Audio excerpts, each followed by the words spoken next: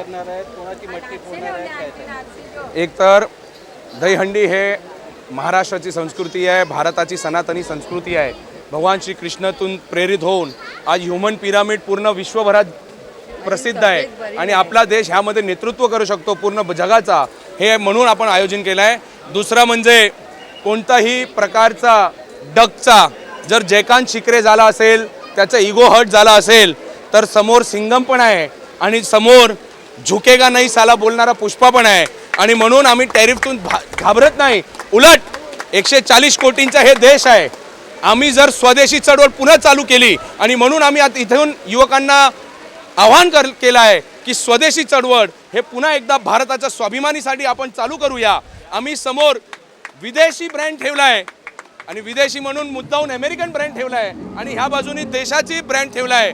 तुम्हाला उदाहरण, तुम्हाला 20 रुपयाची कॉफी 400 रुपयामध्ये पियायची जर शौक असेल युवकांना, स्वागत आहे, पण थर्ड वेव्ह कॅफेमध्ये पिया.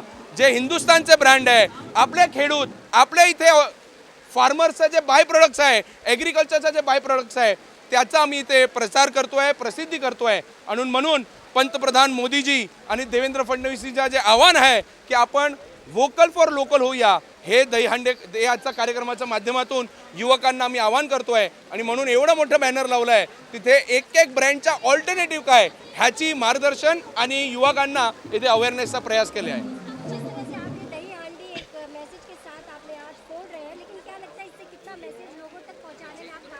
बहुत ज़्यादा होगा. हमने कोविड के समय देखा था किस तरीके से एग्रीकल्चर प्रोडक्ट्स की डिमांड बढ़ी थी. आज अपने उधर का गुड़ होने दीजिए, आज अपने उधर का शुगर केन होने दीजिए, आज अपने उधर का कापूस होने दीजिए. हमारा जो आर्ट्स है, हमारे जो कल्चर है, वो इतना महान है. हमारी क्वालिटी लोग चाइना से ज़्यादा प्रीफर कर रहे हैं. मुझे तो लगता है ये एक बहुत बड़ी संधि है कि हम चाइना को ओवरटेक करके मैन्युफैक्चरिंग यूनिट के हम पूरे वर्ल्ड के नेता बन सकते हैं. पर उसके लिए हमें अपने स्वदेशी ब्रांडों को मौका देना चाहिए. इसी की जागरूकता का एक प्रयास यहाँ पे किया गया है. देखिए, ये हिंदुओं की सरकार है और पूरा प्रयास किया जाता है. आज आपने यहाँ पे देखा होगा कि क्रेन है, हार्नेस है, यहाँ पे एम्बुलेंस है, हर चीज़ का प्रयास किया जाता है. पर कभी भी कुछ भी होता है तो हिंदू सनों पे, हिंदू त्योहारों पे आवाज़ होती है. कहीं दुर्घटना होती है तो उस पर चर्चा नहीं होती है. पर हिंदू त्योहारों को टारगेट किया जाता है, चाहे वो दिवाली हो, चाहे वो होली हो और चाहे वो गोविंदा पथक हो. ये हिंदुओं के त्यौहार है, इसको बढ़ चढ़कर आप देखिए, पूरे महाराष्ट्र में, पूरे मुंबई में एक आनंद का माहौल है. उसका कारण है सभी गोविंदा पथकों को मालूम है कि महाराष्ट्र के मुख्यमंत्री देवेंद्र फडणवीस जी उनके पीछे खड़े हैं. काय सांगेल, एक वेगळा कॉन्सेप्ट घेऊन इथे निखिल गेले आहेत, स्वदेशी चळवळ. भारतीय जनता पार्टी जिल्ह्याचे महामंत्री निखिल व्यास आणि आंबेवाडी दहिकाला पथक यांच्या वतीने आज कांदिवली येथे सराव शिबिराचं आयोजन करण्यात आलं आहे. यावेळी पंतप्रधान नरेंद्र मोदी यांनी दिलेलं आव्हान स्वीकार करून वोकल फॉर लोकलचं आव्हान दहीहंडी पथकांना आणि कांदिवलीतील लोकांना निखिल व्यास यांनी केलं आहे. आपण आपल्या व्यापाऱ्यांना, आपल्या शेतकऱ्यांना, आपल्या मजुरांना समृद्ध करून आपल्या देशाला आर्थिकरित्या बळकट करत आहोत आणि म्हणून स्वदेशीचा स्वीकार करायला पाहिजे. लोकल फॉर वोकल हा कॉन्सेप्ट घेऊन आपण पुढे गेलं पाहिजे. आता सणांचं दिवस येणार आहे आणि म्हणून या सणात मोठ्या प्रमाणात चायनीज वस्तूचा आपण वापर करत असतो. ते न करता फुलां ते दिव्यापासून, कपड्यापासून ते अनेक शॉपिंग जे आपण ऑनलाईन करतो ते ऑनलाईन न करता जर आपण स्थानिक व्यापाऱ्यांकडून घेतलं तर आपला व्यापारी समृद्ध होईल, आपला शेतकरी समृद्ध होईल, आपला कारीगर समृद्ध होईल आणि असं केल्यामुळे आपला देशसुद्धा आर्थिकदृष्ट्या बळकट होईल. आणि म्हणून या आंबेवाडी दहिकाला पथकाचं मी स्वागत करतो की यूथने काय केलं पाहिजे, कुठली कॉफी प्यायली पाहिजे, कुठे खाल्लं पाहिजे, काय खाल्लं पाहिजे, काय विकत घेतलं पाहिजे, कुठल्या ॲपने घेतलं पाहिजे, कुठल्या ॲपने नाही घेतलं पाहिजे, याची माहिती देऊन जनजागरण करण्याचं त्यांनी सुरुवात केली आहे. मी निखिल व्यास आणि त्यांच्या सर्व सहकाऱ्यांचे अभिनंदन करतो. देखिए, स्वदेशी की चळवळ इस देश में महात्मा गांधी जी और उससे पहले लोकमान्य तिलक जी ने चलाई थी. आज देश स्वदेशी के आधार पर स्वतंत्रता पाया है. इस देश के क्रांतिकारियों ने इस देश की आज़ादी में बहुत बड़ा योगदान दिया है.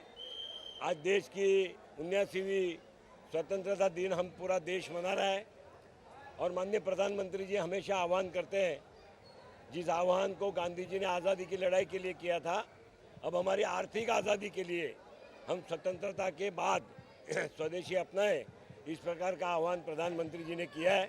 मैं माननीय प्रधानमंत्री नरेंद्र मोदी जी का बहुत बहुत हृदय से अभिनंदन करता हूं, धन्यवाद करता हूं कि देश को एक ऐसा नेतृत्व मिला है जो देश को 1947 में विश्व की आर्थिक महासत्ता बनाने के लिए जो चल रहा है उसमें पूरा देश उनके साथ खड़ा रहेगा।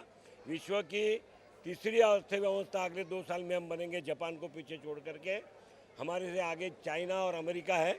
अमेरिका की दादागिरी को पहुंचने के लिए और विश्व में भारत को आर्थिक महासत्ता बनाने के लिए स्वदेशी को प्रोत्साहित करना पड़ेगा और हम सब मिलकर करेंगे। आज निखिल जी ने आपको हनुमान जी का गदा भेंट किया है, तो उस गदा से आप किसकी मटकी फोड़ना वह चाहेंगे? हनुमान जी, उसमें मैं स्वयं हनुमान जी देखूंगा उस गदा में और उसकी गदा को हनुमान जी की गदा समझ के पूजा करूंगा। लेकिन उससे मटकी किसकी फोड़ेंगे आप? नहीं, उससे मटकी फोड़ना नहीं, हनुमान जी की गदा से जो म्लेच्छ है, जो ये राष्ट्र विरोधी ताकत है, उसको हम ठोकेंगे।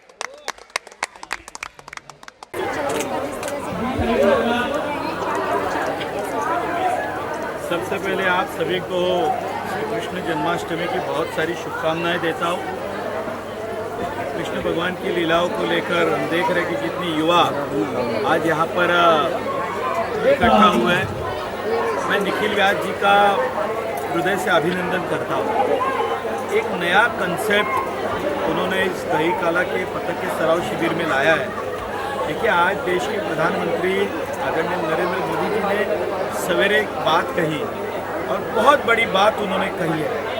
आगे चल के भारत की तरफ जो कोई आंख उठाकर देखेगा, अब हम उसे दया याचना नहीं करेंगे, हम उसे जवाब देंगे और हिंदुस्तान की ताकत बताएंगे। ये कैसे बताएंगे? तो निखिल व्यास जैसे हमारे युवा कार्यकर्ता, हमारे नेता जब अपने दही काला पतंग में इस स्वदेशी के बारे में लोगों में जिस तरह की ये बात रख रहे हैं, देखिए कितना बड़ा उन्होंने होर्डिंग लगाया। हर कोई कार्यकर्ता आ रहा है, गोविंदा पतंग आ रहा है, उसका एक फोटो क्लिक करके लेके जा रहा है। ये मैसेज होगा कि अब हम स्वदेशी की तरफ जाए। जो अमेरिका हमारी तरफ आंख उठाकर देखेगा तो हम इस बार याचना नहीं करेंगे, आंख में आंख डालकर बात करेंगे। ये नया भारत है और ये नया भारत हमारे ऐसे युवा नेताओं के कंधों पे आगे चलेगा।